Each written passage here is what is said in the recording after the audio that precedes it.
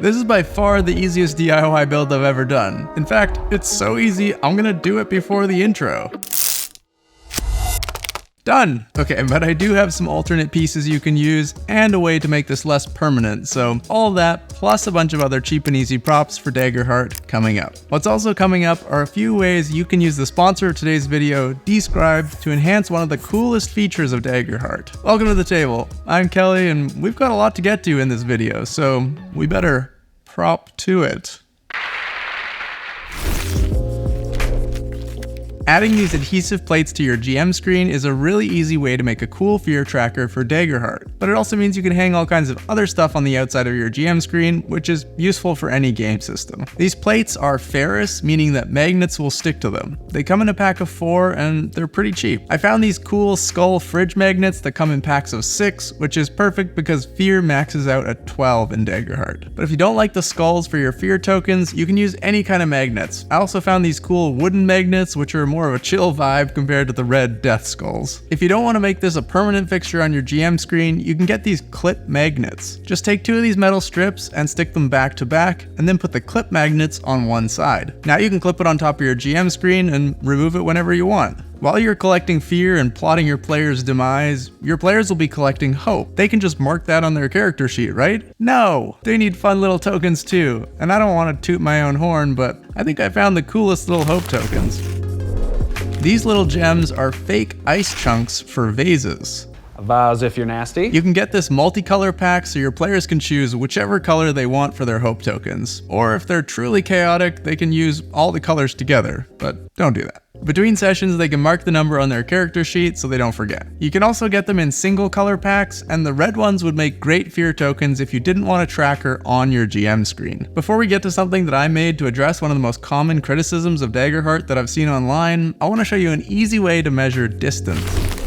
This is a sewing tape measure that I got from the dollar store, and I've linked a similar one below that I got from Amazon. You can get 2 of these for only $4. By the way, all the links down in the description are affiliate links, so if you use one to make a purchase, I get a small commission. As an alternative to the tape measure, if you have someone in your house that does fiber arts, you may have a little bit of extra colored string lying around that you can use for free. But if you do decide to go with the sewing tape measure, you can use it as is and just remember the distances, or you can color in different blocks to make it quicker. By the way, obviously this only applies if you're using a grid. Daggerheart is intended to be more fluid with distances, which is why they use abstracted language in the first place. But I know the players at my table prefer a grid, so if your players are the same, this has been a handy tool. I used paint pens to color the tape measure to make sure it was really durable, but you could also use Sharpie. On the tape measure, 1 to 3 inches is very close, 3 to 6 is close, and 6 to 12 is far. For some reason, the optional squares distances don't match up with a 5-foot grid. It says very close is up to 10 feet or up to 3 squares, but that would be 15 feet on a 5-foot grid. I tried to find the answer for why that is on Reddit, but I just found a bunch of people arguing and no clear winners. So if you know the answer, let me know down in the comments. But I suspect the answer is just because the game designers wanted the grid numbers to be easy multiples of 3. One of the biggest complaints that I see online from GMs running Daggerheart is that they struggle to always think of consequences when their players roll with fear outside of combat. If you can't do the time, don't do the crime. Okay, time's up. I felt the same, so I made something to help with that, and I hope it can help you too. These are fear cards. If an idea for a consequence doesn't immediately come to mind, you can draw a fear card for inspiration. They have some vague thought starters based on the ideas from the book. Why have this as a deck of cards instead of just a roll table? You could absolutely make this into a roll table, and here's all the text on screen so you can copy it down. But I wanted to make cards to give myself the option to have the player draw and then tell me the consequence based on what they get on the card. If you want these ready to print files, along with the files for the counter later in the video, they're available at the I Appreciate You tier on my Patreon, which is linked down below. There are also some adventures, some micro settings, some modular magic item cards, and a bunch of other stuff. Before I show you this easy custom character sheet holder, a way that you can make counters a little bit more dramatic, and my card storage solution, I want to show you how you can use the sponsor of today's video, Describe, and their music and sound effects tool Opus to enhance one of the best features of Daggerheart. Daggerheart has monster stat blocks, but it also has environment stat blocks, which are super cool. This is showcased in the starter adventure with the GM being able to summon skeletons from the ground using fear, but after reading through the book, one of my favorites is the Tier 2 Mountain Pass. It's really simple, but I think it's a great example of how to use environments to support a narrative travel encounter and just how versatile they can be.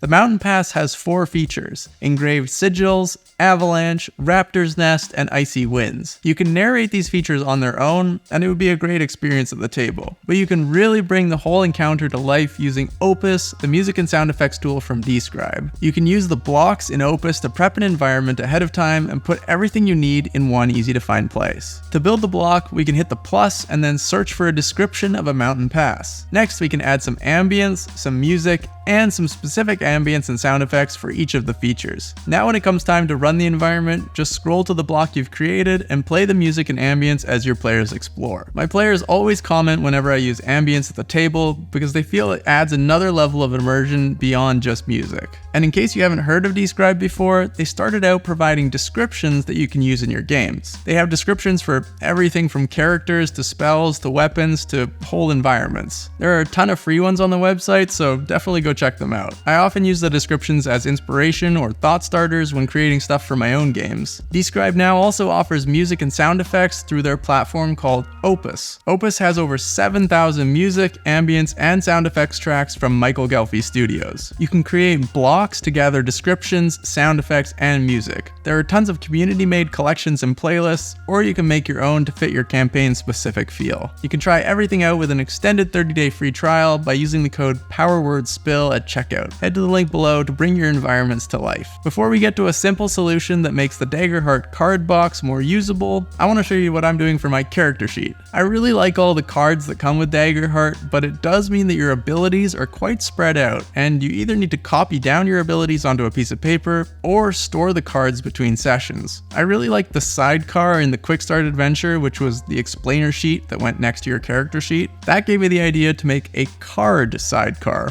or a side card, if you will.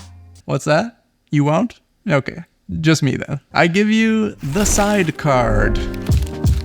I bought some binder sleeves and some binder card sleeves and then cut the card sleeves and clear taped them to the side of the character sheet sleeve. I did 2 columns on the right side of the character sheet, which will be my loadout, and then along the bottom I put my subclass, ancestry, and community cards. Now to store the whole thing, we need to go back to elementary school for a second. Remember duotangs? Were they called something different where you went to school? I remember so many duotangs full of poorly drawn and colored title pages. Anyways, they work great for this because they're nice and thin. You could definitely use a binder, but I find them too bulky. Just put the character sheet sleeve in the duotang, and then the card sleeves fold inside when you're not using them. You can add another card sleeve page behind your character sheet to act as your vault. To write on the character sheet, I have these little dry erase markers with erasers on the back. I've been very happy with this system so far, but we're still very early in our Daggerheart journey, so I'm sure I'll continue to change my setup. How are you storing your character sheet and cards? Do you use digital or physical character sheets? If you want to hear my thoughts on the Daggerheart system, you can check out our podcast, We Like D&D. It's a variety show where we talk about D&D and other TTRPGs like Daggerheart and Draw Steel. We build characters and adventures, and we also play 2DMs 1 player, which is a little game we made up. Oh, a talking poster. Yeah, it's a magic mouth poster. Yeah. Hey, you there. Come on down. Me? I'm looking around. You want to find out what you want to do for the rest of your life and what your true passions are? Yes, I was just thinking about that. How did you know? Oh, great. I can read minds. Whoa, a magic mouth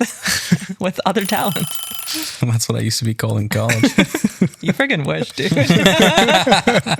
It's available on Spotify, Apple Podcasts, and YouTube, and it's all linked down below. I really like the Daggerheart card box because it's the same size as a book. My problem with it is that it only has 6 spots, but there are 12 decks. It's not that much of a hardship to flip through the 2 decks to pull the bottom one out, but I often forget which deck I put under which other deck. So to solve that, I made these little dividers.